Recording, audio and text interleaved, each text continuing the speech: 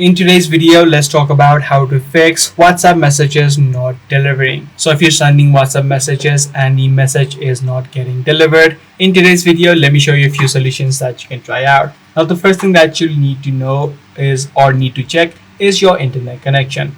So what you can do is try using other applications on your device and try to see if the internet is working or not. What you can also try out is try to turn on the airplane mode on your device, wait out 10 seconds and then turn it off again. This ensures that it refreshes your network and it will help you connect to the nearest network.